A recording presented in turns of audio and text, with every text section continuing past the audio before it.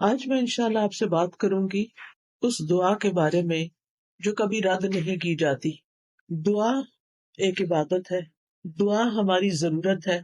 دعا اللہ تعالیٰ سے اپنی دنیا کی زندگی اور آخرت کی زندگی کی ضروریات کے بارے میں التجا کرنا ہے، اس سے مانگنا ہے، اس سے سوال کرنا ہے، اس کے آگے گڑ گڑانا ہے، اس کے آگے اپنی عاجزی کا اظہار کرنا ہے اور اپنے مسائل کا حل تلاش کرنا ہے۔ ہم سب جانتے ہیں کہ اس دنیا میں ہم آزمانے کے لیے بھیجے گئے ہیں۔ ہم سب پر آزمائشیں آتی، ہم سب کے امتحان ہوتے ہیں۔ کوئی بیمار ہو جاتا ہے، کوئی بچوں کی طرف سے پریشان ہوتا ہے، کوئی بچوں کی شادی کے مسئلے میں پریشان ہوتا ہے، کچھ انہونی قسم کی بیماریوں کا شکار ہوتا ہے، کوئی ذہنی مسائل کا شکار ہوتا ہے، کوئی مالی مسائل کا شکار ہوتا ہے، کوئی دنیا کے حالات کے بارے میں پریشان ہوتا ہے، اور یہ ہم سب ایکسپیرئنس کر رہے ہیں۔ اور بعض اوقات تو مسائل کا ایک تانتا ہوتا ہے، ایک مسئلہ ختم نہیں ہوتا کہ ایک اور مسئلہ شروع ہو جاتا ہے، اور انسان اس دنیا میں ان پریشانیوں کی وجہ سے گھبرا اٹھتا ہے۔ امام ابن القیم کہتے ہیں کہ دعا آزمائشوں کی دشمن ہے، یعنی ادھر آزمائش آئی تو اس کا مقابلہ دعا سے کیجیے۔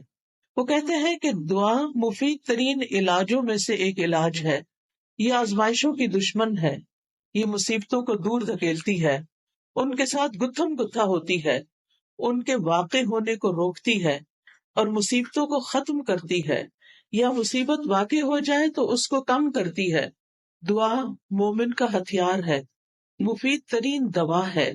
لہذا آج ہم بات کریں گے کہ ہم کس طرح دعا کریں کہ ہماری دعا قبول ہو اور ہم ان مسائل سے جو زندگی میں نبرد آزما ہیں، نبٹ رہے ہیں، ان کو ختم کرنے میں ہماری مدد کرے۔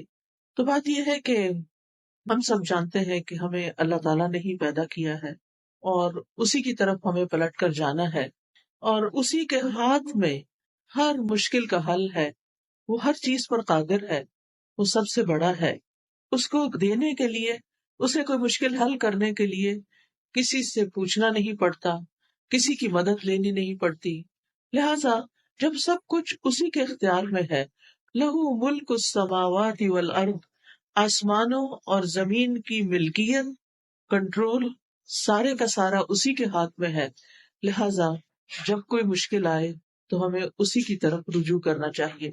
علماء نے عبادت کی جو قسم دعا سے متعلق بتائی ہے وہ دو طرح کی دعا ہوتی ہے، ایک دعا العبادہ اور ایک دعا المسئلہ۔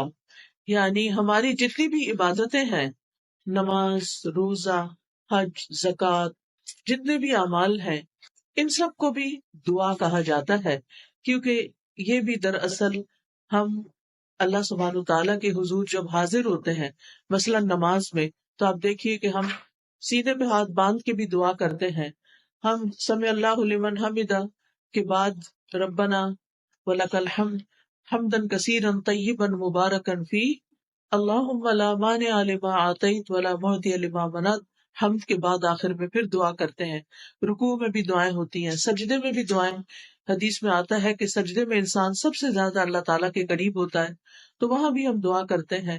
پھر التحیات بھی دعا کے ساتھ، درود شریف بھی دعا ہے، بلکہ ساری دعاؤں کا خلاصہ ہے۔ اور اسی طرح قبولیت کا بہترین وقت درود شریف کے بعد نماز کے اندر دعا کرنا ہے، جہاں ہم رب اجعلنی اور دیگر دعائیں پڑھتے ہیں۔ پھر اسی طرح روزے کی حالت میں دعا قبول ہوتی ہے، افطار کے وقت دعا قبول ہوتی ہے۔ پھر ہم حج پہ جاتے ہیں تو ہر مقام پہ دعائیں قبول ہوتی ہیں۔ تو گویا ہماری عبادات بھی دراصل دعاؤں کا ہی مجموعہ ہے، اور وہ بھی دعاؤں کی قبولیت کا ذریعہ ہے۔ یعنی جب ہمیں کچھ چاہیے ہوتا ہے تو ہم اللہ تعالیٰ کی طرف رجوع کرتے ہیں۔ نبی صلی اللہ علیہ وسلم کا طریقہ کیا تھا کہ جب انہیں کوئی مشکل پیش آتی تو وہ کیا کرتے؟ نماز کے لیے کھڑے ہو جاتے اور نماز میں پھر دعا کرتے، اللہ تعالیٰ سے مدد مانگتے۔ قرآن مجید میں آتا ہے وَاسْتَعِینُوا بِالصَّبْرِ وَالصَّلَاةِ، مدد طلب کرو، مدد مانگو صبر اور نماز کے ساتھ۔ لہٰذا یہ دعا العبادت ہے، اس کا فائدہ انسان کو دنیا میں بھی ہوتا ہے اور آخرت میں بھی ہوتا ہے۔ دوسری دعا وہ ہوتی ہے جس میں ہم اللہ سبحانہ تعالیٰ سے سوال کرتے ہیں، کچھ مانگتے ہیں، اس کے آگے گڑ گڑاتے ہیں۔ تو اس کو دعا طلب کہتے ہیں، دعا المسئلہ کہتے ہیں، جس میں ہم اللہ تعالیٰ سے التجا کرتے ہیں کہ وہ ہماری دعا قبول کر لے۔ اس کے بارے میں اللہ تعالیٰ فرماتے ہیں وَقَالَ رَبُّكُمُ ادْعُونِي أَسْتَجِبْ لَكُمْ، تمہارے رب نے کہا کہ مجھ کو پکارو، مجھ سے مانگو، میں تمہاری دعا قبول کروں گا۔ ایک اور جگہ پر آتا ہے سورۃ البقرہ میں وَإِذَا سَأَلَكَ عِبَادِي عَنِّي فَإِنِّي قَرِيبٌ اجیب دعوت الداعی اذا دعانی فلیستجیبوا لی ولیؤمنوا بی لعلہم یرشدون۔ اور تمہارے رب نے فرمایا کہ مجھ سے دعا کرو، میں تمہاری دعا قبول کروں گا، اور جب میرے بندے آپ سے میرے بارے میں سوال کریں تو بے شک میں قریب ہی ہوں، میں پکارنے والے کی پکار کا جواب دیتا ہوں جب بھی وہ مجھے پکارتا ہے۔ تو گویا اللہ سبحانہ تعالی بندے کے بہت قریب ہے۔ فإنی قریب، ایک اور جگہ پر آتا ہے ان ربی قریب مجیب، کہ بے شک میرا رب قریب بھی ہے اور دعا قبول کرنے والا بھی ہے۔ لیکن دعا کی قبولیت کے لیے کیا کرنا چاہیے؟ فَلْيَسْتَجِيبُوا لِي وَلْيُؤْمِنُوا بِي لَعَلَّهُمْ يَرْشُدُونَ، ان کو چاہیے کہ وہ میری بات بھی قبول کریں، یعنی اگر وہ یہ چاہتے ہیں کہ ان کی دعا قبول ہو، ان کی بات قبول ہو، تو پھر وہ کیا کریں؟ وہ میری بات قبول کریں، میرے احکامات کو بھی قبول کریں۔ تو گویا اللہ تعالیٰ کی اطاعت بہت بڑا ذریعہ ہے دعاؤں کی قبولیت کا۔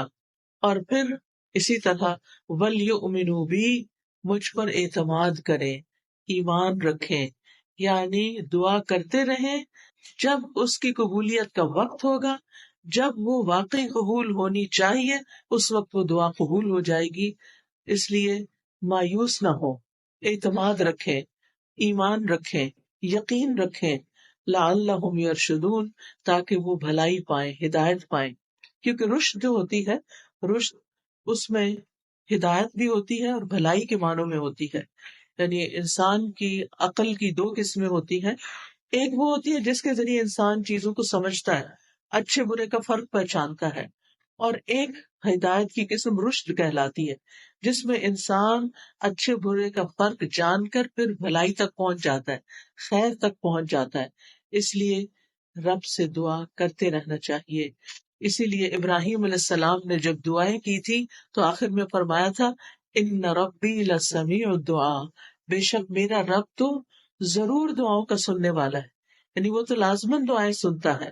اور السمیع کا لفظ، اس کا یہ مطلب نہیں کہ وہ صرف سن لیتا ہے اور بس بات ختم، نہیں، اس کا مطلب یہ ہے کہ جیسے ہم رکوع سے سر اٹھاتے ہیں تو کہتے ہیں سمع اللہ لمن حمدہ، کہ جو اللہ کی تعریف کرتا ہے اللہ تعالیٰ اس کی حمد کو سنتا ہے، بلکہ مطلب یہ ہے کہ اس کی حمد کو قبول بھی کرتا ہے، دعاؤں کو قبول بھی کرتا ہے۔ اسی طرح حدیث میں آتا ہے اللہم انی اعوذ بک من دعاء لا یسمع، اے اللہ مجھے اس دعا سے بچا لے جو سنی نہ جائے۔ تو یہاں سننا قبول کرنے کے معنوں میں، کہ ایسی دعا نہ ہو کہ جو تیرے ہاں قبولیت نہ پائے، لیکن دعا مانگنے کا طریقہ بھی درست ہونا چاہیے تاکہ دعا قبول ہو جائے۔ اس کے بارے میں اللہ تعالیٰ کا فرمان ہے سورۃ الاعراف میں، اللہ تعالیٰ فرماتے ہیں ادعوا ربکم تضرعا وخفیا انہ لا يحب المعتدین، تم اپنے رب کو عاجزی سے اور چپ کے پکارو، یعنی دعا مانگتے ہوئے انسان کے اندر عاجزی ہونی چاہیے، خشوع ہونا چاہیے، انسان کو ہمبل ہونا چاہیے، اپنے آپ کو رب کے سامنے محتاج ظاہر کرنا چاہیے۔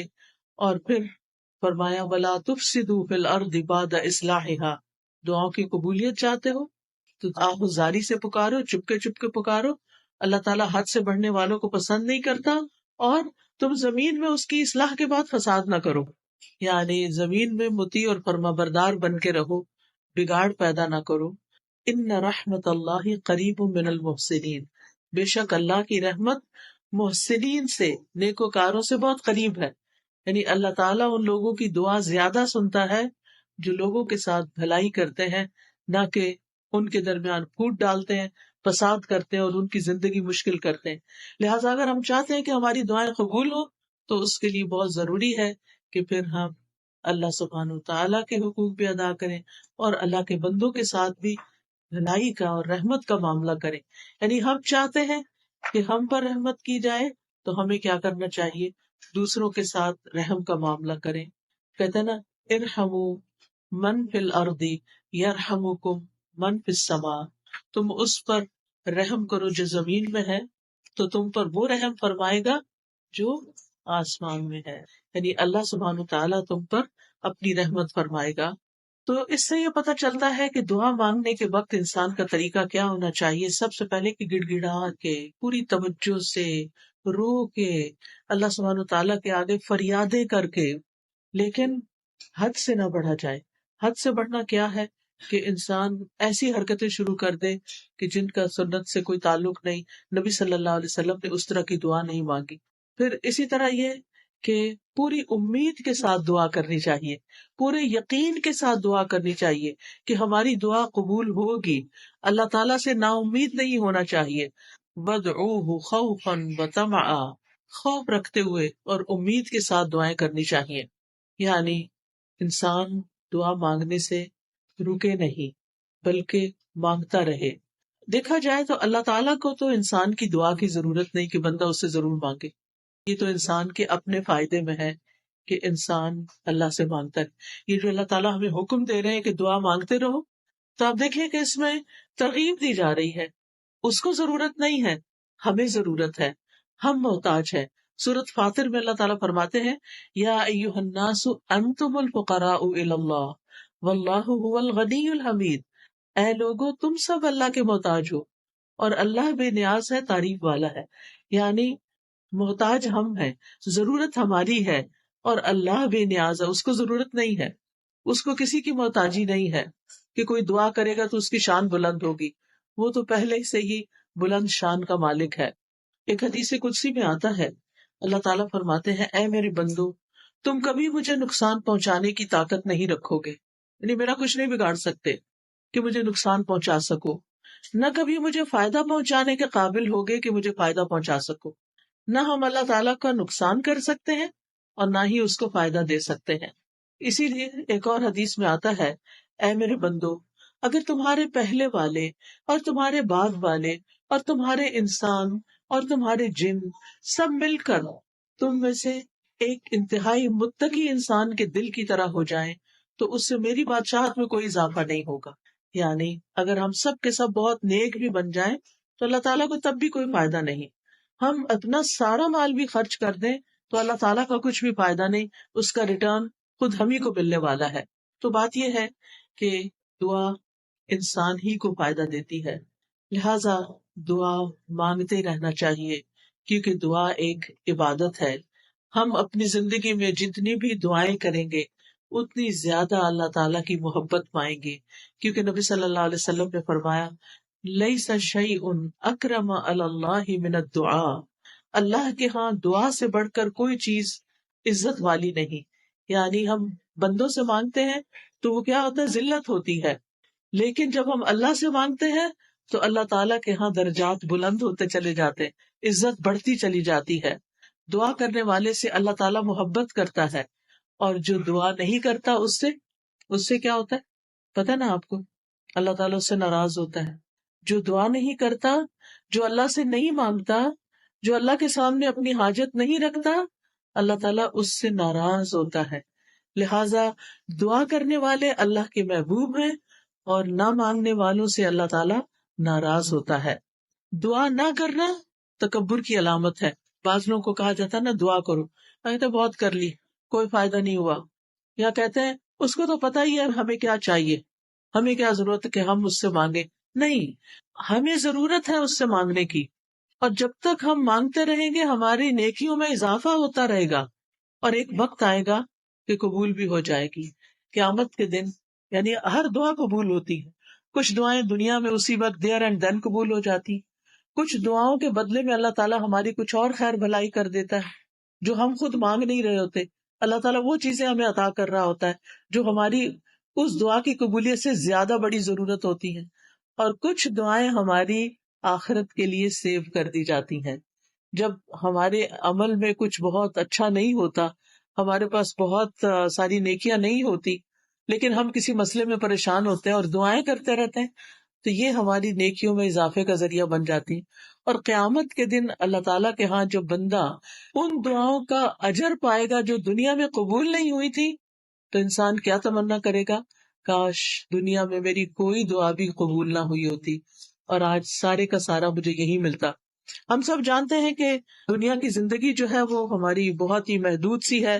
یہاں اگر ہمیں سب کچھ بھی مل جائے تو بھی ہم دیکھتے ہیں کہ یا وہ چیز ختم ہو جاتی یا ہم چلے جاتے ہیں دنیا سے.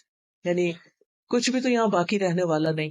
ہمارے پاس قارون کے خزانے بھی ہوں تو وہ بھی ختم ہو جائیں گے, تو بھی ہمیں دنیا سے چلے جانا ہے. کل من علیہا فان ویبقی وجہ ربک ذو الجلال والاکرام. اس لیے کبھی بھی مایوس نہ ہو, مانگتے چلے جائیں, مانگتے چلے جائیں. دعا مانگنے سے کبھی بھی تھکے نہیں, لیکن دعا مانگنے کے کچھ آداب ہیں, کچھ شرائط ہیں, وہ ہمیں ضرور سیکھ لینی چاہیے. اور اگر ہم نے سیکھی ہوئی ہیں تو ضرور دوہرا لینی چاہیے. اور اس کا فائدہ کیا ہے کہ اس سے ہماری دعائیں قبول بھی ہوں گی اور ہمارے دل میں ایک اطمینان بھی پیدا ہوگا. تو ابن قیم نے چند سطروں میں دعا کا خوبصورت نچوڑ پیدا کیا ہے. وہ کہتے ہیں کہ وہ کون سی اہم چیزیں ہیں جو کسی انسان کو دعا کرتے ہوئے معلوم ہونی چاہیے, اور اس کے آخر میں انہوں نے یہ جملہ کہا ہے پورے یقین کے ساتھ کہ جو ان شرائط کو پورا کر کے دعا کرے گا وہ دعا کبھی رد نہیں ہوگی, یعنی اس کی دعا کبھی رد نہیں ہوگی. تو آج کا موضوع بھی یہی ہے کہ وہ کون سی دعا ہے جو رد نہیں ہوتی, یعنی وہ کس طریقے سے مانگی ہوئی دعا ہے جو ضرور قبول ہو جاتی ہے. اور یہ باتیں انہوں نے اپنی کتاب الجواب الکافی لمن سأل عن الدواء الشافی, اردو میں بھی کتاب آپ نے اس کا ترجمہ دیکھا ہوگا دوائے شافی کے نام سے. ہو سکتا ہے آپ میں سے کچھ لوگوں نے یہ کتاب پڑھی ہو. بہت ہی اچھی کتاب ہے, پڑھنے کے لائق ہے. میں سمجھتی ہوں جس نے زندگی میں یہ کتاب نہیں پڑھی اس کے علم میں بہت بڑی کمی ہے. اردو میں یہ کتاب, انگلش میں بھی کچھ مختصر سی شاید ٹرانسلیشن ہے, اصل کتاب عربی میں ہے. اگر آپ کو اردو نہیں بھی سمجھ آتی, نہیں پڑھ سکتے, تو کم از کم آپ اس کے آڈیو لیکچر سن سکتے ہیں. قرآن فار آل ایک ایپ ہے جس میں دوائے شافی کے سارے لیکچرز ریکارڈڈ موجود ہیں. اس میں سے ایک ایک لیکچر اگر آپ کر کے سنیں گے تو کتاب ختم ہو جائے گی. آڈیو بک ہے وہ, اور چھوٹا چھوٹا میں نے ایکسپلین بھی کیا ہوا ہے اس میں. تو اس سے آپ کو زندگی گزارنے کے بہت سارے پر حکمت ایسے نکتے ملیں گے کہ جن کو اپنا کے آپ کی زندگی میں ایک اطمینان اور سکون پیدا ہو جائے گا. تو بہرحال اس کتاب کا ترجمہ النس اینڈ دا کیور کے نام سے بھی آپ دیکھیے گا ضرور. تو دعا کی قبولیت کے اسباب کون سے ہیں؟ اگر آپ کے پاس کاپی پین ہو تو اپنے پاس نوٹ کر لیجئے, اور اگر نہیں تو دل پہ لکھ لیجئے. سب سے پہلی چیز دل کا حاضر ہونا, یعنی دعا کی قبولیت کے لیے سب سے اہم ترین چیز کیا ہے کہ دل کی حضوری کے ساتھ دعا کی جائے. یعنی مقصد کو حاصل کرنے کے لیے مقصد کو پہلے اچھی طرح سمجھ لینا چاہیے کہ مانگنا کیا ہے, پھر مانگنے کے لیے الفاظ کیا ہونے چاہیے. کیونکہ آپ دیکھیے جتنے اچھے الفاظ سے آپ مانگتے ہیں نا, اور جتنے پیار سے مانگتے ہیں, جتنی عاجزی سے مانگتے ہیں, تو جو آپ مانگتے ہیں وہ آپ کو مل جاتا ہے. آپ کسی انسان سے بھی, کسی بچے سے بھی, مثلا بعض اوقات ایسا ہوتا ہے نا, بچہ آپ کی کوئی چیز اٹھا کے بھاگ جاتا ہے, تو آپ اسے کہتے ہیں ادھر آؤ, واپس لاؤ, تو کیا ہوتا ہے, وہ اور دور بھاگتا ہے. لیکن اگر آپ پیار سے اس کو کہتے ہیں اچھا یہ دیکھو ادھر آؤ, میرے پاس یہ چیز بھی ہے تمہارے لیے, آؤ, تو وہ اس چیز کو دیکھتا ہے تو وہ فوراً آ جاتا ہے. تو جو پیار کی بات ہوتی ہے نا, محبت کی بات ہوتی ہے, اور توجہ سے بات جو کی جاتی ہے, اس کا اثر ہی کچھ اور ہوتا ہے. بعض اوقات ہم ایسے کرتے ہیں, ہمارے ہاتھ میں فون ہوتا ہے اور ہم کسی سے بات کر رہے ہوتے ہیں, تو وہ دوسرے کو کوئی اثر نہیں ہوتا, بچے اس بات کا کوئی اثر نہیں لیتے. تو توجہ, دل کی حضوری, اچھے الفاظ, اور غفلت سے باہر آ کے اچھے سے مانگنا. کیونکہ حدیث میں آتا ہے وَاعْلَمُوا أَنَّ اللَّهَ لَا يَسْتَجِيبُ دُعَاءً مِّن قَلْبٍ غَافِلٍ لَاهٍ, جان لو بے شک اللہ غافل اور لہو لعب یعنی کھیل کود میں مبتلا دل کی دعا قبول نہیں کرتا. یعنی دھیان ہمارا کہیں اور لگا ہوا ہے, کان ہمارے کہیں اور لگے ہوئے ہیں, اور ہم صرف زبان سے کوئی کتاب اٹھا کے, آج کل تو بہت سہولت ہو گئی ہے نا کہ خود سے سوچنا بھی نہیں پڑتا کیا مانگنا ہے, بس بک اٹھائی دعاؤں کی, یا کوئی کارڈ اٹھا لیا, یا پھر کوئی ایپ کھول لی اور لفظ پڑھنا شروع کر دیے. ٹھیک ہے, وہ بھی دعائیں ہیں, لیکن ان کو بھی سلیقے سے پڑھنے کی ضرورت ہے. ان پر بھی جب آپ پڑھتے ہیں نا تو صرف ایسے نہیں کہ قرآن کی تلاوت کر رہے ہیں بغیر سوچے سمجھے, تو دعائیں بھی بغیر سوچے سمجھے پڑھتے چلے جائیں, ایسا نہیں کرنا. بلکہ جو کچھ بول رہے ہیں اس کو سمجھنا بھی ہے, کیا مانگ رہے ہیں, کیوں مانگ رہے ہیں. لہذا ہمیں غفلت سے نکلنا ہے, دل حضوری کے ساتھ مانگنا ہے, ڈسٹریکشن سے بچنا ہے. جو آپ کی خاص خاص دعائیں نا وہ ایسے وقت میں کیا کریں جب ڈسٹریکشن نہ ہو. کیونکہ بعض اوقات آپ دعا مانگ رہی ہیں اور ادھر سے بچہ آپ کو کھینچ رہا ہے, ادھر سے فون بج رہا ہے, ادھر سے آپ کے گھر کے باہر کھڑا ہے, ادھر سے آپ کو خوشبو آ رہی ہے کہ ہڈیاں جل رہی ہے. اب آپ سوچیں کیا دعا مانگی جائے گی, کیسی دعا ہوگی وہ, اور پھر اس میں قبولیت کیا ہوگی جب آپ کو خود ہی پتہ نہ ہو, کان کہیں لگے, آنکھیں کہیں لگے, ناک کہیں لگے, کیا پتہ چلے گا کیا مانگا کیا نہیں مانگا. لہٰذا ایسے وقت میں مانگے جب آپ اکیلے ہوں, تنہا ہو, آپ اور آپ کا رب ہو, پھر آپ اسے چپ کے سرگوشیاں کریں. اذ نادى ربه نداء خفيا, زکریا علیہ السلام نے اپنے رب کو پکارا تھا چپ کے خفیہ. ادعوا ربکم تضرعا وخفیہ, عاجزی اور زاری بھی ہو اور چپ کے مناجاتیں بھی ہوں. کیونکہ دعا کرتے وقت جذبات بھی ساتھ ہونے چاہیے, یعنی اللہ کی رحمت کو محسوس کرنا چاہیے, اللہ کا شکر ادا کرنا چاہیے کہ اس نے توفیق دی ہے, اور پھر اس یقین کے ساتھ کہ اللہ بڑا مہربان ہے, رحم فرمانے والا ہے, وہ اس وقت بھی سن رہا ہے, وہ میرے دل کی حالت جانتا ہے, اور وہ کچھ دے سکتا ہے جو میں مانگ رہی ہوں. جب آپ بندوں سے کچھ مانگتے ہیں نا تو بعض اوقات ان کے پاس ہوتا بھی ہے, وہ نہیں دیتے, لیکن اللہ تعالیٰ جب دیتے ہیں تو اس کے خزانوں میں تو کمی ہوتی ہی نہیں. بندوں کو تو یہ خوف ہوتا ہے نا, ہم نے دے دیا تو ہمارا کیا بنے گا. ہر دفعہ ایسے ہی ہوتا ہے نا, کوئی ہم سے کچھ مانگ لے تو پہلے ہم سوچتے ہیں ہمارا کام چلے گا دینے کے بعد, بس اتنا ہی دیتے ہیں جتنا ہم بس دینا چاہتے ہیں, اس سے آگے نہیں. اللہ سبحانہ تعالیٰ کے خزانے بھرے ہوئے ہیں, جب سے زمین و آسمان بنا ہے وہ خرچ کیے چلے جا رہا ہے, لیکن اس کے خزانوں میں قطرے برابر بھی کمی نہیں ہوئی, قطرے برابر بھی کمی نہیں ہوئی. اس کو کیا فرق پڑتا ہے؟ اور جب ہم یہ جانتے ہیں کہ زمین و آسمان کی ہر چیز اس کے کنٹرول میں ہے, وہ بادشاہ ہے, وہ مالک ہے, اور وہ دینے پہ پوری طرح قادر ہے, تو پھر ہم اس امید کے ساتھ مانگیں. قرآن مجید میں آتا ہے کہ وَإِن مِّن شَيْءٍ إِلَّا عِندَنَا خَزَائِنُهُ وَمَا نُنَزِّلُهُ إِلَّا بِقَدَرٍ مَّعْلُومٍ. کوئی چیز ایسی نہیں, یو نیم اٹ, کہ جس کے خزانے ہمارے پاس نہ ہوں, لیکن ہم ان خزانوں میں سے کتنا دیتے ہیں, کتنا اتارتے ہیں, ایک معلوم اندازے کے مطابق, ایک مقرر اندازے کے مطابق.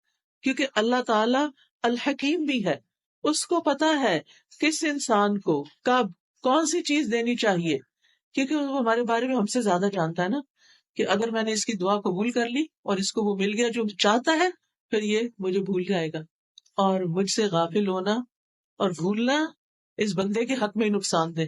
لہٰذا بہتر ہے کہ اس کی دعا ابھی قبول نہ کی جائے, یہ کچھ اور مانگ لے. یعنی بعض لوگوں کی دعا صرف اس لیے قبول نہیں کی جاتی کہ ان کا رونا اللہ کو پسند ہوتا ہے, ان کا مانگتے رہنا اللہ کو پسند ہوتا ہے.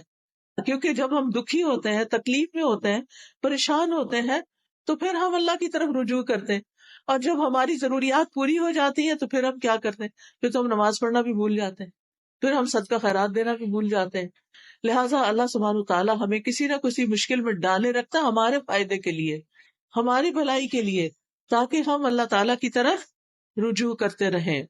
نبی صلی اللہ علیہ وسلم نے فرمایا ادعوا اللہ وانتم موقنون بالاجابہ, تم اللہ سے مانگو اس یقین کے ساتھ کہ تمہاری دعا ضرور قبول کی جائے گی, پورا یقین ہو. لہٰذا جب آپ کو یقین آئے گا نا تو غفلت بھی دور ہو جائے گی, دعا میں دل حاضر رہے گا, اور آپ اس طرح دعا کی قبولیت کی پہلی شرط پوری کر دیں گے. دوسری چیز جو ہے وہ ڈسٹریکشن ہے. ڈسٹریکشن کا مطلب یہ ہے کہ انسان کبھی کہیں دیکھے, کبھی کہیں دیکھے, کبھی کچھ سوچے, اور جو مانگ رہا ہے اس کی خبر نہ ہو اس کو. تو ہمیں سمجھ کر دعا کرنی, سمجھ کر, یعنی یہ دوسرا اہم نقطہ ہے, حاضر دل کے ساتھ اور سمجھ کر. کیونکہ اگر پتہ ہی نہیں مانگ کے رہے ہیں تو پھر کیا فائدہ. اور پھر یہ ہے کہ اگر عربی میں دعا مانگنی نہیں آتی تو الٹے سیدھے لفظ پڑھ کے نہ مانگے, اردو میں مانگ لیں, انگلش میں مانگ لیں, پنجابی میں مانگ لیں, جو آپ کی زبان ہے اس میں مانگ لیں, تو آپ کے لیے کچھ مشکل نہیں ہے. اللہ تعالیٰ کو ساری زبانیں آتی ہیں, ایک ہم ہیں, ہمارے لیے ریسٹرکشن, ہماری لمیٹیشنز ہیں. ہمیں ایک زبان آتی تو دوسری نہیں آتی, انگریزی آتی تو فرینچ نہیں آتی, اردو آتی ہے تو پنجابی نہیں آتی بچوں کو, تو کتنی لمیٹیشنز ہیں ہماری. اللہ تعالیٰ کے لیے کچھ مشکل نہیں. کسی بھی ڈائلیکٹ میں, کسی بھی زبان میں, کسی بھی وقت, کسی بھی لمحے کچھ بھی مانگتے ہیں وہ سب کچھ سمجھتا ہے، جانتا ہے اور دینے پر پوری طرح قادر ہے۔ پھر آپ دیکھیے کہ دعا کرتے وقت کسی بے مقصد کام میں مشغول نہ ہو۔ اچھا، بعض لوگ موبائل سے دعائیں پڑھتے ہیں، ٹھیک ہے، سہولت کے لیے پڑھ سکتے ہیں آپ۔ اب کیا ہوتا ہے، اتنے میں اوپر ایک نوٹیفیکیشن آ جاتا ہے، اچھا آدھی دعا پڑھی آدھا میسج پڑھا، نہ ادھر کے نہ ادھر کے، ملٹی ٹاسکنگ ہو رہی۔ دنیا کے کاموں میں تو ملٹی ٹاسکنگ آپ کر سکتے ہیں، لیکن اللہ تعالیٰ کے ہاں تو بس ایک وہ ہے، اس کو ایک مانتے ہوئے بس وہ اس میں بھی یہ بھی شریک کرنا پسند نہیں کرتا کہ جب ہم اس سے بات کر رہے ہو تو ہم اوروں کے بارے میں سوچ رہے ہو، یا اس سے بات کر رہے ہو تو بیچ میں کسی اور سے باتیں شروع کر دیں، اس کو یہ پسند نہیں ہے۔ لہٰذا ہمیں ڈسٹریکشن سے بچنا ہے۔ بعض اوقات یہ ہوتا ہے کہ کوئی چیز ہمارے انگوٹھی وغیرہ ہاتھ میں ہوتی ہے تو کچھ لوگ کیا کرتے ہیں، دعا مانگتے اس سے کھیلنا شروع کر دیتے، کوئی بٹن کھول بند شروع کر دیتا ہے، کچھ اور کرنے لگتے ہیں۔ ان ساری چیزوں سے بچنا ہے۔ اس وقت کپڑے نہیں سنوارنے، کوئی اور کچھ نہیں، کھجانا شجانا بھی نہیں، اگر کھجانا ہے پہلے کھجا لیں اور پھر اس کے بعد دعا کرنی شروع کریں۔ یعنی 100% آپ کی توجہ دعا کی طرف ہونی چاہیے۔ ہمارے اسلاف میں سے کسی نے ایک شخص کو دیکھا کہ دعا کر رہا تھا اور ساتھ کنکریوں سے کھیل رہا تھا۔ انہوں نے کہا یہ کنکریاں پھینک دو اور اپنی دعا پہ توجہ کرو۔ دعا کرتے ہوئے تمہارا دل اور اعضاء سارے، پورا جسم اس طرف متوجہ ہونا چاہیے۔ تو یہ تھی پہلی شرط، ٹھیک ہے۔ دوسری شرط یا دوسرا نقطہ یا دوسرا ادب کیا ہے، قبولیت کے 6 اوقات میں سے کسی وقت میں دعا کرنا۔ اب قبولیت کے 6 اوقات کون سے ہیں، میں ابھی آپ کو بتاتی ہوں۔ یہ 6 اوقات ایسے ہیں جن میں دعا قبول ہو جاتی ہے اور کبھی رد نہیں ہوتی۔ لہٰذا دل کو حاضر رکھنے کے ساتھ ساتھ دوسری چیز وقت کا انتخاب ہے کہ کس وقت آپ مانگیں، کون سا زیادہ سوٹیبل ٹائم ہے۔ تو ان میں سے سب سے پہلے رات کا آخری تہائی حصہ، 1/3 of last part of the night. اب وہ کیا ہے، جیسے آپ کے موبائل پہ وہ ٹائمنگز ہوتے ہیں نا صلاۃ کے، تو وہ آ جاتا ہے تہجد کا وقت آ جاتا ہے، آج کل شاید 1:30 ہے یا کچھ اس طرح، تو وہ لاسٹ پارٹ آف نائٹ ہوتا ہے، جو تیسرا حصہ آخری حصہ ہوتا ہے رات کا، فجر کی اذان سے پہلے، آپ سمجھے 1.5-2 گھنٹے پہلے۔ اب اس وقت میں آپ اللہ تعالیٰ سے دعا کریں گے، جو کہ تہجد کا وقت ہوتا ہے، سب سو رہے ہوتے ہیں، فون کالز کرنے والے بھی سو رہے ہیں، آنے جانے والے بھی سو رہے ہیں، گھر والے بھی سو رہے ہیں، بچے بھی سو رہے ہیں، سبھی سو رہے ہیں۔ اب آپ کا رب جاگ رہا ہے، لہٰذا جب آپ کی آنکھ کھلے تو آپ اپنے رب کو پکاریں، چاہے آپ بستر میں لیٹے ہوئے پکاریں، منع نہیں ہے لیٹ کے دعا کرنا، آپ لیٹ کے بھی دعا کر سکتے ہیں۔ اس وقت کوئی آپ کو دیکھ نہیں رہا ہوگا، آپ اللہ کے آگے رو سکتے ہیں، آپ اپنی التجائیں فریادیں کر سکتے ہیں۔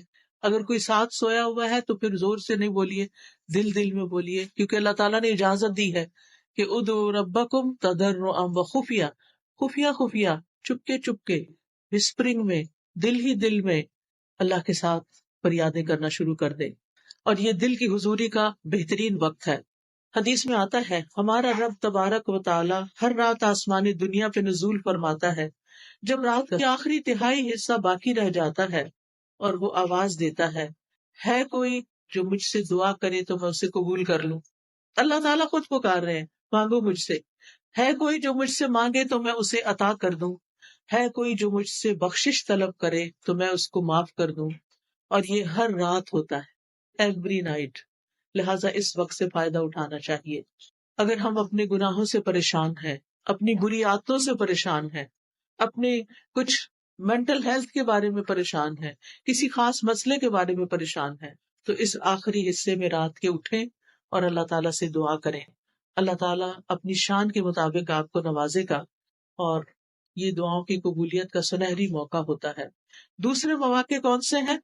ابن القیم لکھتے ہیں وَعِندَ الْأَذَانِ، حدیث میں بھی آتا ہے اذان۔ اب آپ کہیں گے ہمارے گھر میں تو اذان ریکارڈیڈ ہے، بالکل ریکارڈیڈ اذان بھی اذان ہے، وہ کچھ اور تو نہیں ہے نا۔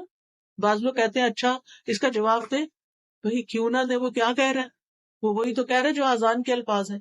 اب آپ مسجد میں بھی ہوتے ہیں تو کیا آپ کو مؤذن کی اصل آواز آ رہی ہوتی نہیں نا، کس میں سے آ رہی ہوتی؟ مائک کے تھرو آ رہی ہوتی ہے۔ لہٰذا وہاں بھی آپ جواب دیں گے، اور گھر میں جب موبائل پہ اذان لگے گی یا اذان کلاک پہ اذان لگے گی، اس کا بھی آپ پورا جواب دیں گے اور اس کے بعد دعا کریں گے، وہ قبولیت کا وقت ہے۔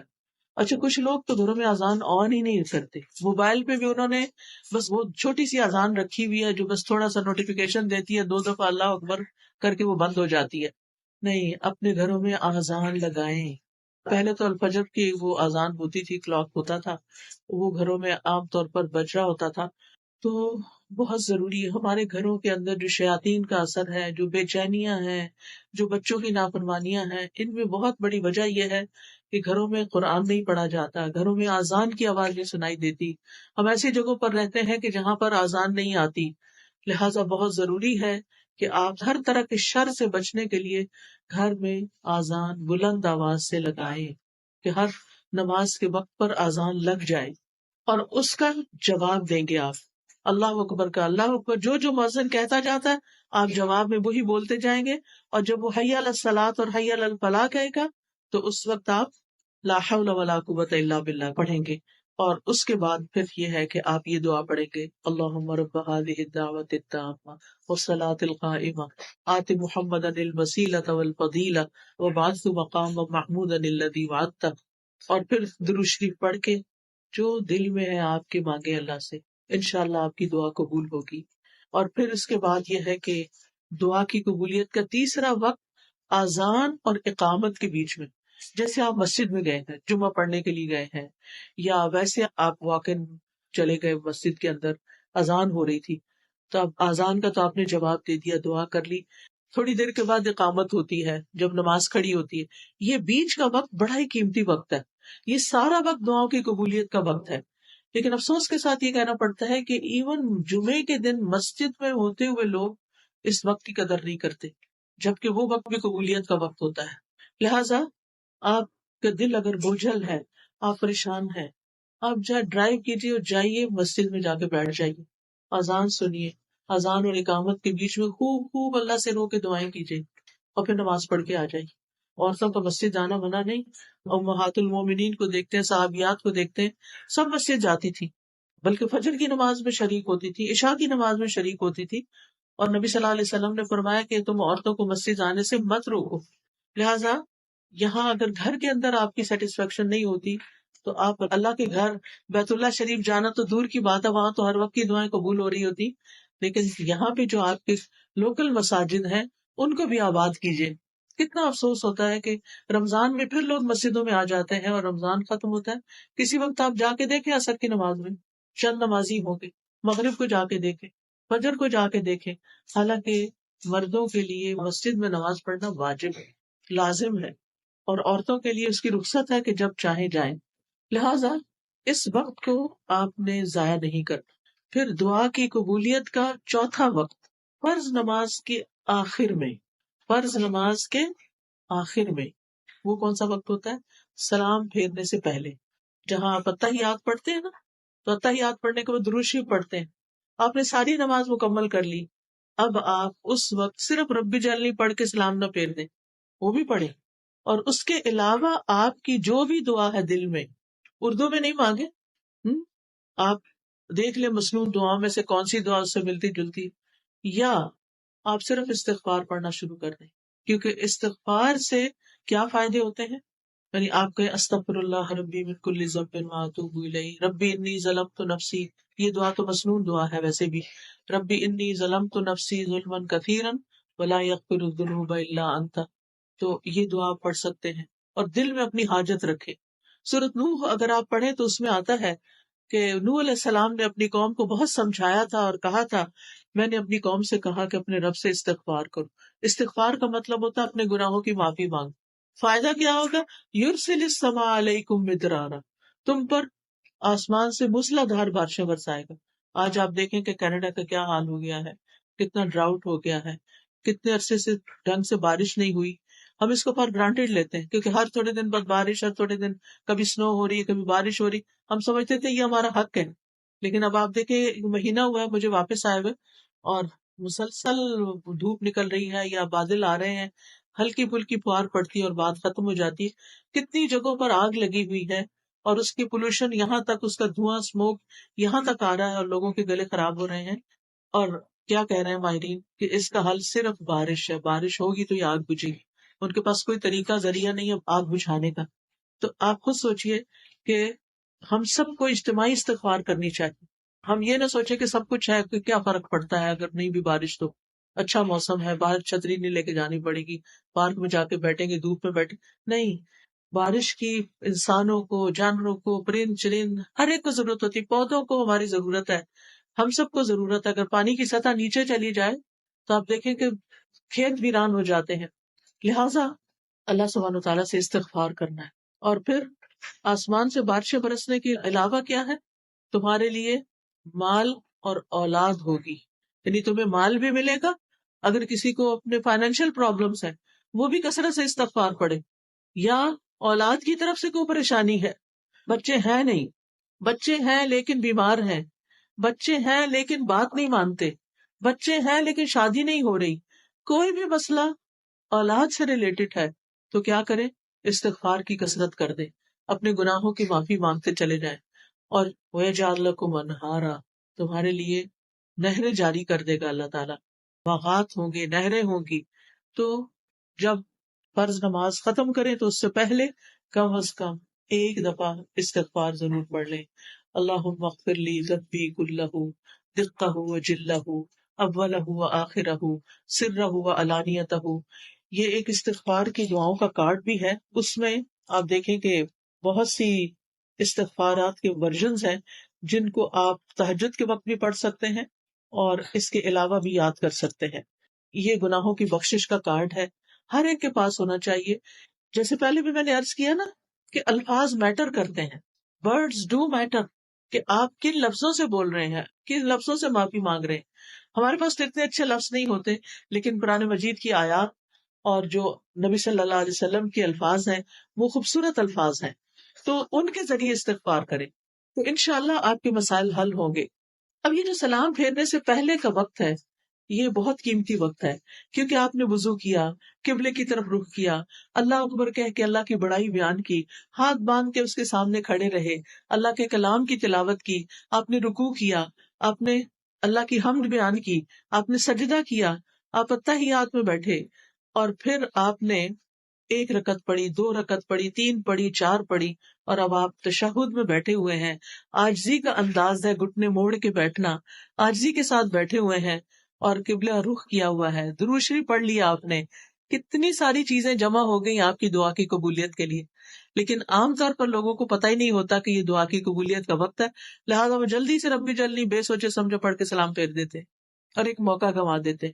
لہٰذا اگر مثال کے طور پر آپ بیمار ہیں تو آپ اللہ تعالیٰ سے دعا کر سکتے ہیں، اللہم اشفنی، اللہم اشفنی، اے اللہ مجھے شفا دے دے، اے اللہ مجھے شفا دے دے. پھر اسی طرح یہ ہے کہ اس وقت ایک خاص دعا نبی صلی اللہ علیہ وسلم نے سکھائی ہے، اور وہ ہے اللہم انی اعوذ بک من عذاب القبر واعوذ بک من عذاب جہنم واعوذ بک من فتنۃ المسیح الدجال واعوذ بک من فتنۃ المحیا والممات اللہم انی اعوذ بک من المأثم والمغرم. یہ دعا جو ہے یہ لازم پڑھنی چاہیے نماز کے آخر میں، کیونکہ ہم دنیا کی مسائل پہ پریشان ہوتے ہیں جبکہ ہم لگژریس گھروں میں رہتے ہیں، ہمارے پاس اچھے اچھے کھانے ہیں، ہمارے پاس اچھا اچھا پہننا ہے، ہم ایک پرامن ملک میں رہتے ہیں. لہٰذا اگر چھوٹا سا بھی مسئلہ آ جائے تو ہمارے سر پہ وہ چھا جاتا ہے اور باقی چیزیں ہم بھول جاتے ہیں کہ ہمارے آگے کیا ہونے والا ہے. قبر میں تو ہم نے تنہا ہونا ہے نا، وہاں تو کوئی ساتھ نہیں ہوگا. لہٰذا وہاں کی تکلیف اور وہاں کے عذاب اور وہاں کی مشکل کے بارے میں دعا کریں. قیامت کے دن جہنم کی سزا سے بچنے کی دعا کریں. پھر اسی طرح گناہوں سے بچنے کی دعا کریں. تو یہ بہت جامع دعا ہے، یہ بھی آپ کو یہاں نماز کے اذکار کتاب جو ہے اس میں مل جائے گی. دعا کی قبولیت کا 5واں وقت، ابن قیم کہتے ہیں 5واں وقت جمعے کا دن ہے. جمعے کے دن میں 2 اوقات ایسے ہوتے ہیں جب دعا قبول ہوتی ہے. ایک جب امام ممبر پہ چڑھ رہا ہوتا ہے، اس وقت سے لے کر جمعے کی نماز مکمل ہونے تک تو آپ مسجد میں پہلے سے ہی چلے جائیں اور اس وقت دعا شروع کر دیں جب امام اپنا خطبہ شروع کرتا ہے، جب اس وقت اذان ہوتی ہے. نبی صلی اللہ علیہ وسلم نے فرمایا جمعے کے دن ایک گھڑی ایسی بھی آتی ہے کہ اگر وہ کسی بندہ مسلم کو اس حال میں میسر آ جائے کہ وہ اللہ سے خیر کا سوال کر رہا ہو تو اللہ اسے وہ چیز ضرور عطا کر دیتا ہے. دوسری گھڑی کیا ہے؟ اچھا سا کا لفظ ہے نا، سا 60 منٹ کو نہیں کہتے، یہ کم بھی ہو سکتا ہے، زیادہ بھی ہو سکتا ہے. شیخ صالح العثیمین کہتے ہیں کہ یہ تقریباً 45 منٹ ہے. ٹھیک ہے، اور اس کے علاوہ عصر سے لے کے مغرب تک کا وقت دعاؤں کی قبولیت کا وقت ہے، جمعے کے دن. لہٰذا اگر آپ کی کوئی حاجت ہے، آپ کی کوئی پریشانی ہے، تو آپ اس وقت کو بھی استعمال کر سکتے ہیں. دعاؤں کی قبولیت کا چھٹا وقت عصر سے لے کر مغرب تک جمعے کا دن، یعنی اس وقت دعائیں کرتے رہنا چاہیے. تو یہ 6 اوقات میں نے آپ کو بتائے ہیں. اور پھر کچھ جگہ ہیں جیسے بیت اللہ شریف کے پاس جا کر، اور پھر مینا عرفات میں. اگر آپ نے حج نہیں کیا ہو تو حج کا پلان کریں. جو لوگ حج پہ جا رہے ہیں آپ ان کو کوئی نہ کوئی گفٹ دیں. یہ آپ کے لیے ایک گفٹ پیک ہم نے تیار کیا حاجیوں کے لیے. اس میں چھوٹی سی کتاب ہے، کارڈ ہے، جو چھوٹے سے بیگ میں وہ لوگ رکھ کے لے جا سکتے ہیں. سمپل ٹو دا پوائنٹ باتیں ہیں. تو ان سے آپ ریکویسٹ کریں کہ وہ آپ کے لیے ان مقامات پر بھی دعا کریں. تیسری بات دعا کی قبولیت کے لیے عاجزی اور انکساری ہے کہ دل میں خشوع و خضوع ہو، انکساری ہو، اللہ کے آگے ذلت اور انکساری کا اظہار ہو. اور جو شخص اللہ کے آگے فقیر بن کے مانگتا ہے اللہ تعالیٰ اس کی دعا سنتا ہے. انبیاء کے بارے میں قرآن مجید میں آتا ہے وَيَدْعُونَنَا رَغَبًا وَرَهَبًا وَكَانُوا لَنَا خَاشِعِينَ کہ وہ ہمیں رغبت اور خوف سے پکارتے تھے، یعنی امید اور خوف کے ساتھ ہم سے دعا کرتے اور ہمارے لیے عاجزی کرنے والے تھے. تو اس سے کیا پتہ چلتا ہے کہ جو اپنی دعا میں عاجزی کرتا ہے اللہ تعالیٰ اس کی دعا قبول فرماتا ہے. خشوع کا کیا مطلب ہوتا ہے؟ خشوع وہ خوف ہوتا ہے جو دل میں راسخ ہوتا ہے. عام طور پر لوگ لفظ خشوع بولتے ہیں لیکن اس کا مطلب نہیں جانتے. خشوع کیا ہے؟ اللہ کا ایسا خوف جو دل میں جم گیا ہے، دل میں راسخ ہو گیا ہے. اور کہتے ہیں خشوع سے نماز پڑھو. کیا مطلب ہے اس کا؟ اس کا یہ مطلب نہیں کہ کوئی دھیان آپ کا ادھر ادھر نہیں جائے گا، نہیں، اللہ سے ڈرتے ہوئے، یعنی کہ اللہ پہ احسان جتاتے ہوئے نہیں، کہ دل کے اندر اللہ کا خوف ہو. اور خاشعین کون ہوتے ہیں؟ جن کے دلوں میں اللہ کا ڈر ہوتا ہے، عاجزی ہوتی ہے اللہ کے سامنے، انکساری ہوتی ہے. اس کا یہ مطلب نہیں کہ منفی خوف، نہیں، مثبت خوف. منفی خوف جو ہوتا ہے انسان کو مایوسی کی طرف لے جاتا ہے. مثبت خوف انسان کو برائیوں سے بچاتا ہے اور عبادت پر ابھارتا ہے، اللہ کے سامنے کھڑا کرتا ہے، اللہ کے سامنے جھکا دیتا ہے، اللہ کے سامنے سجدہ کرواتا ہے. تو خشوع کی علامت کیا ہوتی ہے؟ کیسے پتا چلے گا کہ آپ کے اندر خشوع ہے کہ نہیں؟ اس میں دل نرم ہو جاتا ہے، انسان رونے لگتا ہے اللہ کے آگے. یعنی دعا میں رونا بھی چاہیے، دل نرم ہونا چاہیے، غافل نہیں ہونا چاہیے. اور پھر دعا میں دل بھی لگے، دعا لمبی ہو جائے، یہ بھی خشوع کی علامت ہوتی ہے. اور آپ کو یوں لگے جیسے آپ اللہ سے باتیں کر رہے ہیں. پھر چوتھی چیز قبولیت کے لیے گڑ گڑا کے دعا کرنا، تضرع. تضرع کا لفظ جو ہے یہ ضاد، را اور عین سے درعن کہتے ہیں گائے کی وہ جگہ جہاں گائے کا دودھ جمع ہوتا ہے. آپ دیکھیں کہ جب بچہ پیدا ہوتا ہے نا گائے کا، تو گائے کے بچے کو کتنی تڑپ ہوتی ہے ماں کے تھن کی طرف جانے کی. کبھی دیکھا آپ نے یہ منظر؟ آپ نے بھی کچھ نہیں دیکھا، نہیں تو ویڈیو پہ کسی پہ دیکھ لیں. مجھے یاد ہے میں چھوٹی سی تھی تو جب گاؤں میں گئی تو وہاں پر جب وہ بچہ نیا پیدا ہوتا ہے وہ بڑا خوبصورت ہے، مجھے بڑا شوق ہوتا تھا دیکھنے. اچھا، وہ بچہ اپنے پاؤں پہ کھڑا ہوتے ہی سیدھا ماں کے تھن کی طرف جاتا ہے کہ میں جلدی سے ماں کا دودھ پی لوں. تو وہ جو شوق ہے نا، وہ جو تڑپ ہے نا، اور چونکہ گائے رکھنے والوں نے خود بھی اپنے لیے بھی دودھ نکالنا ہوتا ہے تو بچے کو چھوڑ نہیں دیتے، وہ اس کو باندھتے ہیں اور پھر اپنا دودھ نکالتے ہیں، پھر بچے کو بچا ہوا کچھ اس کو بھی پینے کو لیے دے دیتے ہیں. تو بچے کو اس وقت دودھ کی کریونگ ہوتی ہے، بچہ تڑپ کر دودھ کی طرف لپکتا ہے، اس کے بغیر وہ زندہ نہیں رہ سکتا. تو دعا مانگتے ہوئے ہمارے اندر بھی ایسا ہی شوق، ایسی ہی تڑپ ہونی چاہیے، طلب ہونی چاہیے جو گائے کے بچے کو اپنے ماں کے دودھ کی ہوتی. چلے گائے کا بچہ نہیں دیکھا، انسان کا بچہ تو دیکھا ہوگا نا کہ بچے ماں کو کتنا تنگ کرتے. کل ہی میں کسی ماں اور بچے کے ساتھ تھی تو میں دیکھ رہی تھی، بچہ کھیل کے آتا تھا، واپس آ کے ماں کے اوپر چڑھتا اور ماں کا گریبان کھینچنے لگتا کہ مجھے دودھ پلاؤ. وہ پلاتی، پھر وہ تھوڑی دیر پھر اس کا دھیان کھیل کی طرف ہوتا، پھر وہ چھوڑ کے کھیل میں لگ جاتا، پھر وہ واپس آتا، پھر اس کا یہ. تو یہ جو شوق ہے نا کہ پلٹ پلٹ کے اللہ کی طرف جانا کہ اللہ تعالیٰ آپ ہماری دعا قبول کر لیں، بس آپ نہیں دینا ہے، آپ نہیں کرنا ہے. تو یہ تڑپ بڑی ضروری ہے کیونکہ انسان اللہ کے بغیر تو زندہ نہیں رہ سکتا نا، وہ تو پھر لاشا ہے جو ایک چلتا پھرتا ہے. اصل چیز کیا ہے کہ انسان اللہ سبحانہ تعالیٰ کے ساتھ یعنی ایک تعلق رکھے، ایک آہوزاری رکھے.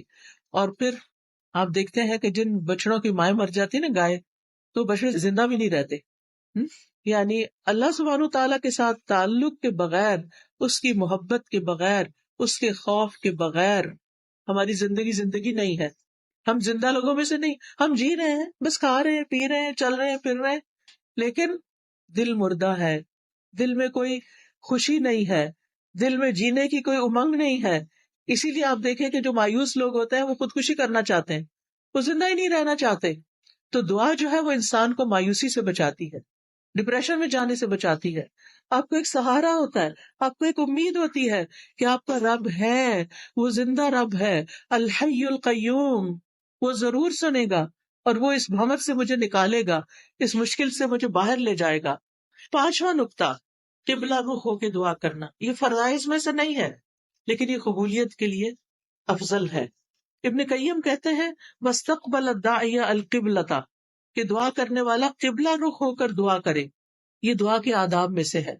عبداللہ بن زید کہتے ہیں کہ جب نبی صلی اللہ علیہ وسلم نماز استسقاء کے لیے باہر نکلے اور آپ نے خطبہ دیا تو حدیث میں آتا ہے وَاسْتَقْبَلَ الْقِبْلَةَ وَدَعَا، کہ آپ قبلہ رخ ہوئے، اس کے بعد آپ نے خوب دعا کی. تو قبلہ رخ ہو کر دعا کرنا قبلے کی پیچھ کر کے دعا کرنے سے بہت بہتر ہے. اور خاص خاص دعائیں جو آپ نے کرنی ہوتی ہیں اور جن کے بارے میں آپ چاہتے ہیں کہ وہ قبول ہو ہی جائیں، تو اس کے لیے ضروری ہے کہ آپ پھر قبلہ رخ ہو جائیں. 6واں نقطہ، طہارت کا خیال رکھنا. ابن قیم کہتے ہیں وَقَانَ عَلَى الطَّهَارَةِ، کہ دعا کی قبولیت اور اس کے رد نہ ہونے کی 6 اہم بات یہ ہے کہ انسان باوضو ہو. ٹھیک ہے، پیریڈز میں بھی آپ دعا کر سکتے ہیں، نفاس کی حالت میں بھی آپ دعا کر سکتے ہیں، دعا منع نہیں ہے، لیکن اگر آپ چاہتے ہیں کہ پاک صاف ہو کر کریں تو وہ زیادہ افضل ہے اور قبولیت کے قریب ہے. کیونکہ ہوتا کیا ہے، ہماری دعاؤں کی قبولیت میں گناہ رکاوٹ ہوتے ہیں. جب انسان وضو کرتا ہے تو کیا ہوتا ہے، گناہ جڑ جاتے ہیں نا. اور جب 2 رکعت نماز بھی پڑھ لی جائے تو کیا ہوتا ہے، اور گناہ جڑ جاتے ہیں. تو پھر آپ دعا کرتے ہیں تو کیا ہوتا ہے، دعا قبول ہو جاتی. اس لیے وَاسْتَعِینُوا بِالصَّبْرِ وَالصَّلَاةِ، جب خاص کوئی مشکل آ جائے، کوئی تکلیف ہو، خاص نفل پڑھے، بہتر ہے تہجد کے وقت پڑھیں ورنہ کسی بھی وقت پڑھیں، اور پھر اللہ تعالیٰ سے دعا کریں. 7واں نقطہ، اللہ تعالیٰ سے ہاتھ اٹھا کے مانگنا، خوب اونچے کر کے مانگ، یا اللہ تو مجھے عطا کر. چاہے جوڑ کے مانگے چاہے تھوڑا فاصلہ ہو، دونوں طرح ہی ٹھیک ہے. حدیث میں آتا ہے بے شک تمہارا رب حیادار اور سخی ہے، وہ اس بات سے شرماتا ہے کہ بندہ دعا کے لیے اس کی طرف ہاتھ اٹھائے اور وہ انہیں خالی لوٹا دے. اللہ تعالیٰ ہاتھوں کو خالی نہیں پھیرتا. آپ دیکھیں کہ اللہ تعالیٰ الغنی ہے، الکریم ہے، زمین و آسمان کا بادشاہ ہے، تو اس کو تو کچھ بھی دینا مشکل نہیں. تو جب وہ بندہ ہاتھ اٹھاتا ہے، سوال کرتا ہے، تو اللہ تعالیٰ کو یہ اچھا نہیں لگتا کہ اس کو کہے اچھا کچھ نہیں، جاؤ واپس، وہ ڈال دیتا ہے. اب یہ ہے کہ آپ اپنے آپ کے بارے میں ذرا سوچیں کہ جب کوئی آپ کے سامنے سوال رکھتا ہے، ہاتھ پھیلاتا ہے، آپ کسی مال میں گئے ہیں وہاں یا کسی ایسی جگہ پر، وہ سڑکوں کے کنارے کھڑے ہوتے ہیں نا یہاں بھی لوگ، تو دیکھ کے دل بڑا برا ہوتا ہے کہ ہائے کچھ دیا نہیں، پتہ نہیں کتنے ضرورت مند ہوں گے. تو ہم انسان ہوتے ہوئے ہمارے دلوں میں ایک رحم آ جاتا ہے مانگنے والے کے حق میں. تو اللہ سبحانہ وتعالیٰ وہ کیسے نہیں اپنے بندے پہ رحم کرے گا جو کہ بہت سی ماؤں سے بھی بڑھ کے پیار کرنے والا ہے. دعائے استسقاء میں تو آپ صلی اللہ علیہ وسلم نے اتنے اونچے ہاتھ کھڑے کیے تھے کہ آپ کے بغلوں کی سفیدی نظر آنے لگ گئی تھی، یعنی اپنے سر سے بھی اونچے کر لیے تھے اپنے ہاتھ. کچھ لوگ ایسے ہی بس رکھ کے بیٹھ جاتے ہیں، کچھ لوگ ہاتھ پہ ہاتھ رکھ لیتے ہیں. ایسے بھی نہیں کرنا چاہیے، کھول کے ہاتھ، چاہے بیچ میں فاصلہ رکھے یا نہ رکھے. اور خاص طور پہ شدید حاجت کے وقت آپ بلند آواز سے پکاریں، چیخ چیخ کے نہیں پکارے، بلند آواز پکاریں، تنہائی میں رو کے پکاریں، ہاتھ اونچے کر لیں، اور کہ بس اللہ تعالیٰ آپ نے یہ کام ضرور کرنا ہے، آپ نے یہ مشکل آسان کرنی ہے، آپ کر سکتے ہیں، آپ کے لیے کچھ بھی مشکل نہیں، آپ کے لیے کوئی رکاوٹ نہیں، یعنی واسطے دے دے کے. ہاں کچھ مواقع ایسے ہیں جن میں ہاتھ نہیں اٹھائے جاتے، جیسے خطیب اگر جمعہ کا خطبہ دے رہا ہے اور اس وقت آپ دل دل میں اللہ کو پکار رہے ہیں، تو اب وہ خطبہ دے رہا اور آپ ہاتھ اٹھا رہے ہیں، اس وقت منع ہے. اسی طرح طواف کے دوران دعائیں قبول ہوتی ہیں لیکن آپ ہاتھ نہیں اٹھاتے، چلتے جاتے ہیں سیدھے. اسی طرح سعی کے دوران بھی دعائیں قبول ہوتی ہیں تو آپ ہاتھ نہیں اٹھاتے، اور سنت سے ثابت بھی نہیں ہے. 8واں نقطہ یہ ہے کہ آپ اللہ کی حمد و ثنا سے دعا کی ابتدا کریں، یعنی پہلے اللہ تعالیٰ کی حمد کریں. یہاں حمد کا بھی کارڈ ہے، الحمدللہ، جب یہ کارڈ آپ پڑھیں تو جو دل میں آپ کے دعا ہے دعا کریں، انشاءاللہ دعا قبول ہوگی. یہ کارڈز آپ کے گھر میں ہونے چاہیے. ہم دیکھیں کہ جب کسی کا بچہ پیدا ہوتا ہے، کوئی ویڈنگ ہوتی ہے، تو مہنگے سے مہنگے کارڈ خرید کر ایک دوسرے کو دیتے ہیں، اور وہ کیا کرتے ہیں، چند دن اس کو کہیں رکھتے ہیں ادھر ادھر ٹیبل وغیرہ پہ سجاتے ہیں، اور اس کے بعد سب ٹریش میں چلے جاتے ہیں. ایسے کارڈز اگر آپ کے گھر میں ہوں گے، یہ دعاؤں کے اسٹال لگا ہوا ہے، تو انشاءاللہ آپ ایک باسکٹ بنا لیں یا کسی فولڈر میں رکھ لیں، اور پھر جب آپ بیٹھیں تو کسی نماز کے بعد کسی وقت میں ایک اٹھا لیں، کسی میں دوسرا اٹھا لیں، کسی میں تیسرا اٹھا لیں، اور اللہ سبحانہ تعالیٰ سننے والا ہے. نبی صلی اللہ علیہ وسلم نے ایک شخص کو دعا کرتے ہوئے سنا. اس نے اللہ تعالیٰ کی حمد و ثنا نہیں کی تھی اور نہ درود پڑا تھا. آپ نے فرمایا اس نے جلدی کی. اور کسی دوسرے سے فرمایا جب تم میں سے کوئی نماز پڑھے تو پہلے اپنے رب کی حمد و ثنا بیان کرے پھر درود پڑھے. اس لیے کھڑے ہو کے ہم پہلے کیا کرتے ہیں، حمد و ثنا بیان کرتے ہیں، اور آخر میں اتحیات میں ہم درود شریف کے بعد پھر دعا کر لیتے ہیں. اور پھر اس کے بھی اچھے اچھے خوبصورت الفاظ ہیں. اس وقت کیونکہ ٹائم کم ہے تو میں اس وقت پڑھ کے سنا نہیں سکتی، لہٰذا آپ اللہ تعالیٰ کی حمد و ثنا کے خوبصورت الفاظ جو اس کارڈ میں آپ کو ملیں گے وہ بول کر درود شریف پڑھ کے آپ دعا کر سکتے ہیں. پھر نماز کے آخر میں تسلیم سے پہلے دعا قبول ہوتی ہے. ٹھیک ہے، اس کا میں نے ابھی تھوڑی دیر پہلے آپ کو تفصیل بتا دی ہے. پھر رکوع اور سجود میں دعائیں قبول ہوتی ہیں. سجدے میں دعا کریں، اور اگر آپ کو کچھ نہیں آتا، کوئی دعائیں نہیں آتی عربی کی، تو آپ اللہم اغفر لی پڑھنا شروع کریں. اللہم اغفر لی ذنبی، یعنی اس کا مطلب کہ اللہ میرے گناہ معاف کر دے. کیونکہ جب گناہ معاف ہوں گے تو انشاءاللہ رکاوٹیں دور ہو جائیں گی. یا ہم کہتے ہیں نا کہ رکاوٹ ہو گئی یا بندش ہو گئی ہے، اس کے پیچھے کوئی گناہ ہے، پھر ہمیں سمجھ ہی نہیں آتی، ہمیں یاد ہی نہیں آتا ہمارا کون سا گناہ ہے. ہم کہتے پتہ نہیں کیا گناہ ہے. ہم اپنی نیکیوں کو یاد کرتے ہیں، گناہوں کو یاد نہیں کرتے. ٹھیک ہے، آپ نیکیوں کو بھی یاد رکھیں، لیکن آپ گناہوں کو ضرور یاد کریں کہ کہیں میں نے کسی کے حق تو نہیں مارا، کہیں کسی رشتے دار کی حق تلفی تو نہیں کی، کہیں کسی ضرورت مند کی میں نے تو ضرورت نہیں پھیر کی، کسی ضرورت مند کا مذاق تو نہیں اڑایا، کبھی کسی پہ باتیں تو نہیں بنائی، کبھی کسی بہن بھائی کو ضرورت ہوئی تو میں نے کان بند کر لیے اور اس کی مدد نہیں کی. یعنی بعض اوقات ایسا ہوتا ہے کہ ہم دوسروں سے خیر روک دیتے ہیں تو ہم سے بھی روک دی جاتی. حضرت اسماء رضی اللہ تعالیٰ عنہ کو نبی صلی اللہ علیہ وسلم فرماتا لا تو کی فیو کا علیہ کی، اپنے وہ جو ہوتی ہے چھوٹی سی پوٹلی، تو اس کی رسی باندھ کے نہ رکھو ورنہ تمہارے اوپر بھی باندھ دیا جائے گا. یعنی اس کو اپنے خزانے، پہلے زمانے میں پرس نہیں ہوا کرتے تھے اور ڈیزائنر کے تو بالکل بھی نہیں تھے، تو خواتین کپڑے کی تھیلیوں میں اپنے وہ دینار درہم رکھتی تھی، تو اس کے اوپر سے پھر کیا کرتی تھی تھیلی کو، اب بھی وہ بید وغیرہ دیتے ہیں نا تو تھوڑی چھوٹی چھوٹی پاؤچز میں بنا کے دے دیتے، تو اس کے اندر کا اس کو باندھ کے نہ رکھو، وہ کھلا رکھو، یعنی نکالتے رہو، دیتے رہو، کیونکہ دینے والے ہی پاتے ہیں، گیو اینڈ ٹیک. تو اللہ سبحانہ تعالیٰ پسند کرتا ہے، اس لیے صدقہ جو ہے وہ بھی دعا کی قبولیت میں بہت اہم کردار ادا کرتا ہے. پھر نواں نقطہ یہ ہے، حمد و ثنا کے بعد درود شریف پڑھنے سے دعا قبول ہوتی ہے، اور پھر استغفار، توبہ اور استغفار کر کے دعا قبول ہوتی ہے. اور اس میں ہم یہ جو سید الاستغفار ہے جو صبح شام ہم پڑھتے ہیں، تو اس میں ہم کہتے ہیں ابو لک بنعمتک علی و ابو بذنبی، اللہ میں آپ کی نعمتوں کا بھی اقرار کرتا ہوں اور اپنے گناہوں کا، تو دیتا ہے اور میں تیری نافرمانی کرتا ہوں. لہٰذا اس وقت پھر دعا قبول ہوتی. اور پھر دعا کی قبولیت کے لیے حرام سے بچنا بہت ضروری ہے، حرام کھانے پینے سے اور حرام اوڑھنے پہننے سے. اور پھر اپنے لباس میں بھی مہذب اسلامی لباس پہننا چاہیے. خاص طور پر خواتین کے لیے بہت ضروری ہے کہ وہ اپنے آپ کو ڈھکیں، کیونکہ اللہ تعالیٰ کو ڈھکنا پسند ہے. جب ہم بازار کی طرف، گھر میں ٹھیک ہے آپ جیسے بھی کپڑے پہنتے ہیں، لیکن اس میں بھی کچھ حدود کا خیال رکھنا چاہیے. اور نماز پڑھتے وقت آپ کو پتا ہے کہ پورا لباس ساتر ہونا چاہیے، بال بھی نہیں دکھنے چاہیے، کان بھی نہیں، گردن بھی نہیں، ٹخنے بھی نہیں. اب ہمارے دیسی کپڑوں میں بھی آپ دیکھیں کہ پجامے کی وجہ سے، ٹراؤزر کی وجہ سے، جب خواتین جب رکوع میں جاتے ہیں تو ٹخنے ننگے ہو جاتے ہیں، جب ٹخنے ننگے ہو جاتے ہیں نماز باطل ہو جاتی ہے. یا تو آپ بڑی چادر لے کے کریں، یا کوئی جراب پہنے، یا آپ شرٹ لمبی رکھیں، نماز کا ایسا کپڑا بنائیں کہ آپ اوپر سے نیچے تک ڈھک جائیں، ورنہ نماز قبول نہیں ہوگی. اگر نماز قبول نہیں ہوئی تو دعا کیسے قبول ہوگی؟ تو اس لیے یہ چھوٹی چھوٹی چیزیں جو ہیں، چھوٹی نہیں بڑی ہیں، ان کا بھی دھیان رکھنا ضروری ہے.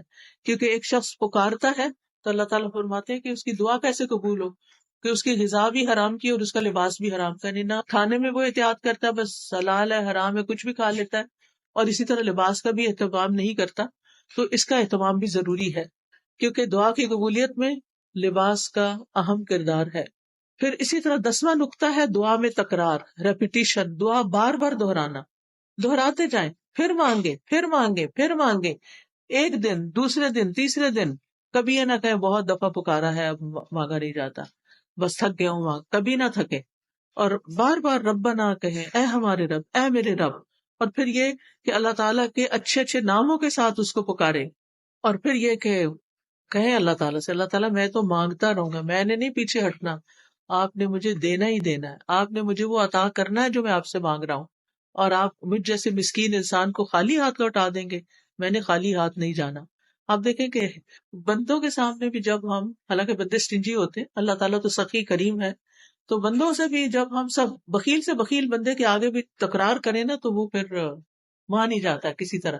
بعض اوقات ایسا ہوتا ہے نا کہ کوئی شخص پہلی دفعہ آپ سے مانگتا تھا، آپ کہتے میں نے نہیں دینا اس کو، یہ تو بس ہیبیچول ہے، اچھا پھر دوسری دفعہ کسی اور طریقے سے، تیسری دفعہ اپنے بچوں کو ہی دے گا، چوتھی دفعہ کسی اور طریقے سے مانگو، پھر آپ کہتے جاؤ سر سے اترو، لے جاؤ چلو، یعنی کہ نہیں، آپ کا ارادہ ہوتا ہے بالکل نہیں دینا اور پھر آپ دے چکتے، پھر آپ سوچتے اچھا نکلوا ہی لیا اس نے، تو اس کے اصرار کی وجہ سے، اگر وہ صرف ایک دفعہ کہتا دے دیں اور آپ نہیں دیتے تو کہاں دیا جاتا اس کو، وَلِلَّهِ الْمَثَلُ الْأَعْلَىٰ، اللہ کی شان تو بہت بلند ہے، لہٰذا اللہ تعالیٰ سے آپ تکرار کے ساتھ مانگیں، عاجزی اور بے بسی کے ساتھ۔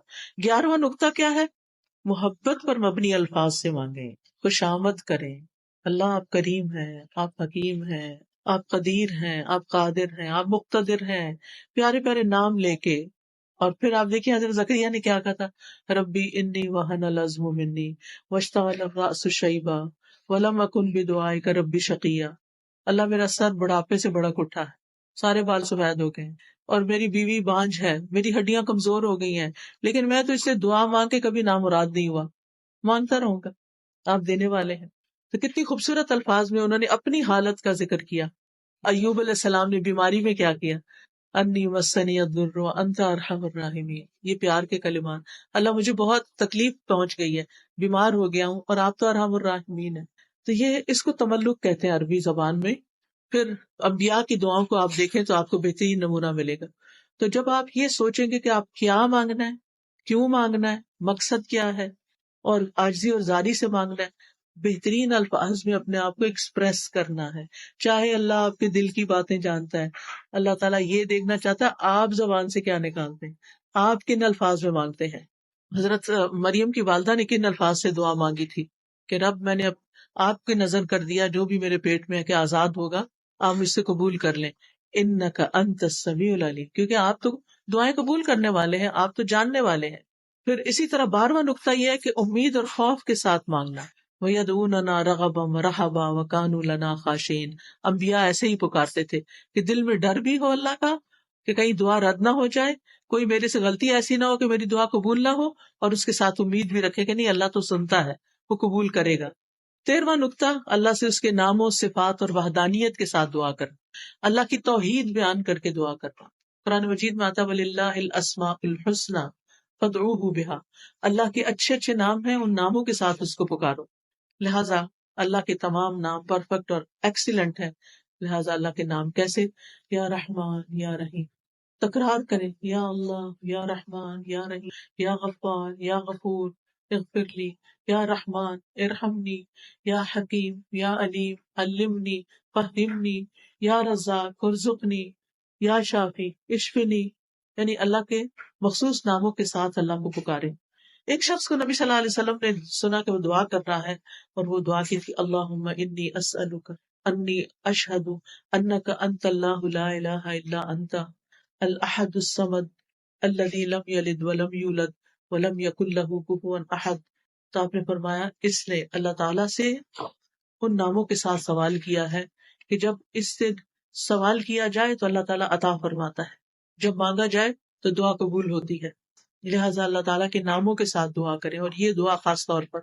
14واں نقطہ، دعا کے ساتھ صدقہ، صدقے کی وجہ سے دعا قبول ہوتی ہے، یعنی دعا کر لی آپ نے، جا کے صدقہ کریں، کوئی نیکی کریں، کسی کی خدمت کریں، کسی کے ساتھ احسان کا معاملہ کریں، کسی کی کوئی ضرورت پوری کریں، کیونکہ صدقہ اللہ کے غضب کو بجھاتا ہے، اور ہر روز کچھ نہ کچھ صدقہ کرنا چاہیے، ہمارے ہر جوڑ پہ ہر روز صدقہ واجب ہوتا ہے، اور اس کو ادا کرنے کے لیے جو بھی نیکیاں ہم کرتے ہیں، اللہ کا ذکر کرتے ہیں، سب کچھ وہ صدقہ ہوتا رہتا ہے.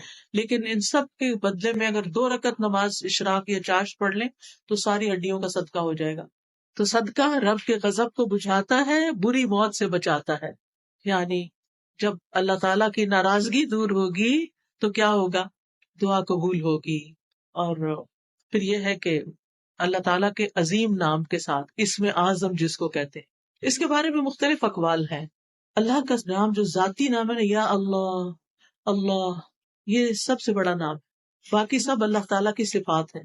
لہذا یا اللہ، یا رحمان، یا رحیم، یہ اس طرح بھی پکار سکتے ہیں. یا حیو یا قیوم برحمتک استغیث.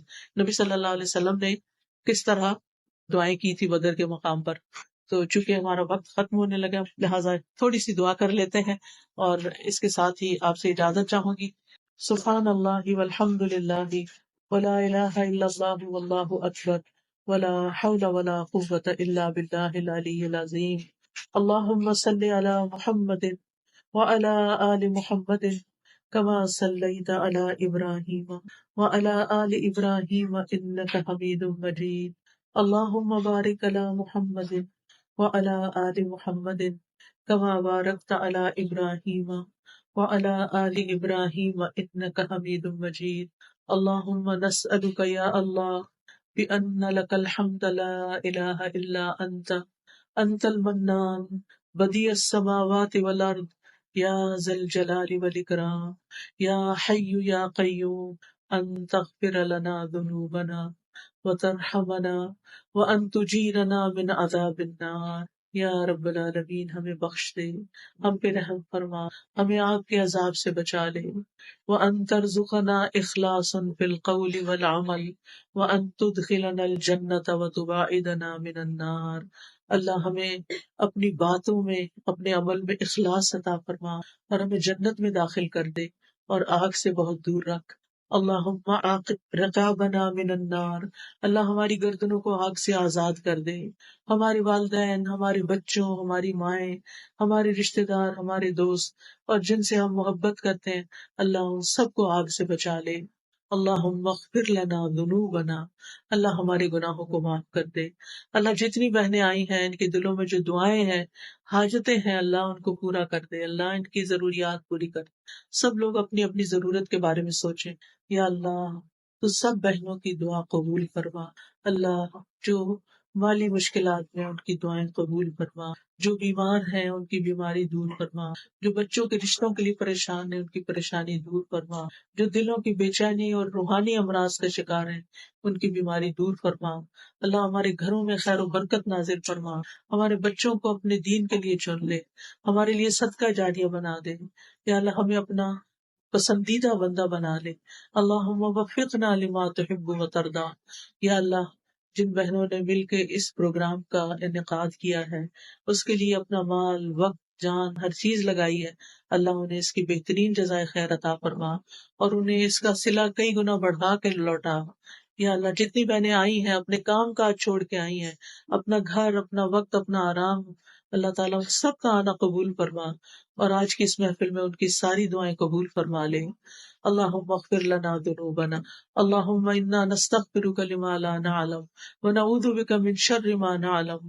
یا رب العالمین ربنا تقبل منا انک انت السمیع العلیم وتب علینا انک انت التواب الرحیم. سبحان ربک رب العزت عما یصفون وسلام علی المرسلین والحمد للہ رب العالمین.